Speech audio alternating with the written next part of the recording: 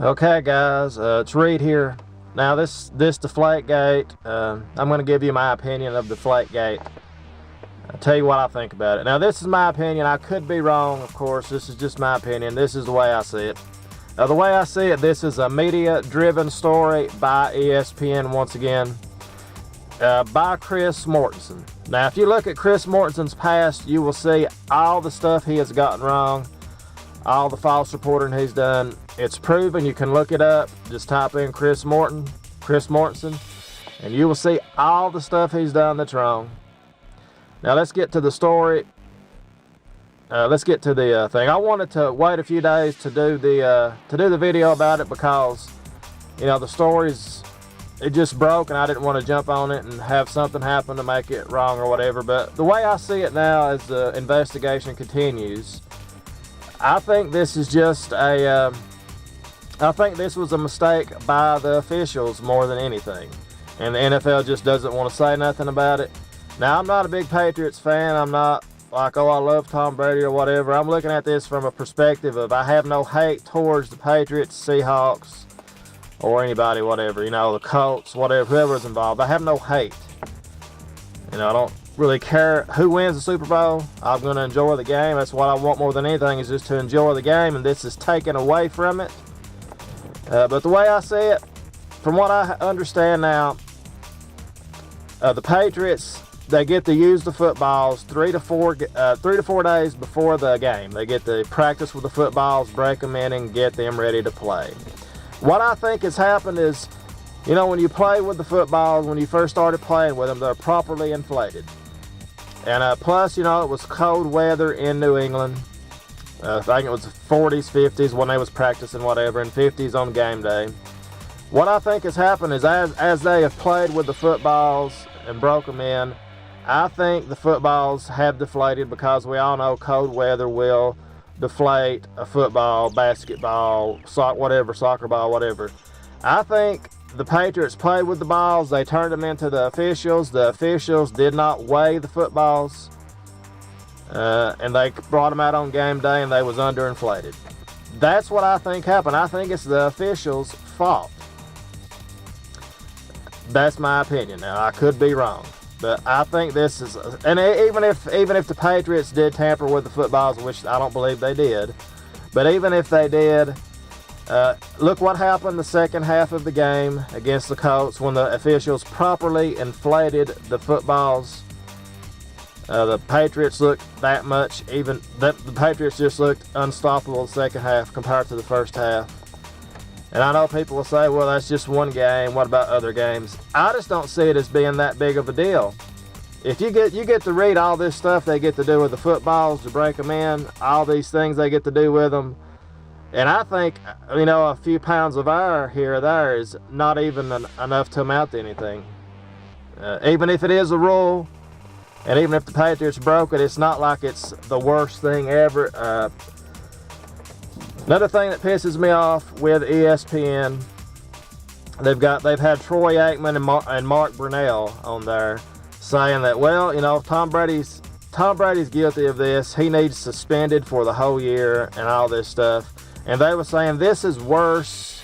Somebody on there was saying, I don't know if it was the quarterbacks, but they were saying this is worse than the Bounty Gate with the Minnesota Vikings and Brett Favre. So let me get this straight. A few pounds of air pressure is worse than pretty much putting a bounty on a quarterback trying to end his career. They're saying this is worse than that. ESPN's blowing it all out of proportion. They're saying that, you know, before the investigation's even been completed, they're saying Belichick, Brady, they need suspended for the year. They need fined. They need to lose draft picks, all this stuff. And what I think is going to happen when everything is said and done, of course I could be wrong, because this is just my opinion. I think when this is all said and done, we're going to look back on it, and the NFL will say they could find no evidence of tampering. That's what this story is going to become when it's all said and done. And I think they're going to keep the story going.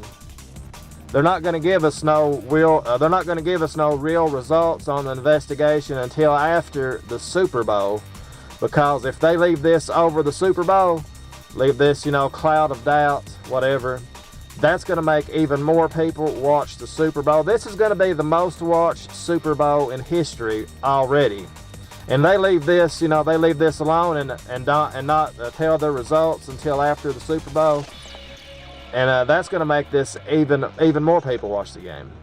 So this is all media driven. It's not really a story, in my opinion. They make it sound like it's the worst thing in the world. Well, there's probably nothing really to it. I don't believe Brady or Belichick did anything to the footballs. That's just my opinion, like I've said. And I'm not a big Patriots fan. I'm not like, oh, I'm the biggest Patriots fan in the world. I've looked at it, and I've researched all this and looked at everybody's opinion and everything. And it's all a bunch of shit. It's all a bunch of crap driven by the media. It was a fun story for a few days. But, you know, you got pretty much witch hunts going on. I can't stand Mark Brunell and Troy Aikman on there saying all this stuff. You know, like they're trying to make it sound like now Brady's not going to go to the Hall of Fame. He's a cheater. All this stuff. So, if football inflation made a difference, the second half the Patriots would have gotten beat by the Colts. I know you can say it's a rule all you want to, and even on Tom Brady's news conference, ESPN people were saying he looks nervous, he looks like he's lying. I mean, look at what the story has become and all them people that was there. Of course you're going to be nervous when somebody's pretty much already got you as being guilty. You're going to be nervous even if you've not done nothing. So you can sit there and say, oh, he looked guilty. I don't believe a word he said. It's just all media driven. ESPN has become a soap opera. And I'm pretty confident when all is said and done, this will amount to nothing. But of course it's going to be remembered because ESPN has made it into a story. You're still going to have a lot of people say, Patriots are cheaters. Patriots are cheaters. You're still going to have that. So that is my thoughts on Deflategate. I wish they would get the investigation done before the Super Bowl. I wish they would do that, but I just don't think they will. I just don't think they will. I think they want to drag it out and make them ratings be even higher. So, guys, let me know what you think about Deflategate. Now, this is just my opinion. I could be dead wrong. I could be dead wrong. So, don't go on here saying, oh, you're crazy and all this stuff, because this is just my opinion. Just my opinion. I think it's a media-driven story. Like, subscribe, comment, and go Big Blue.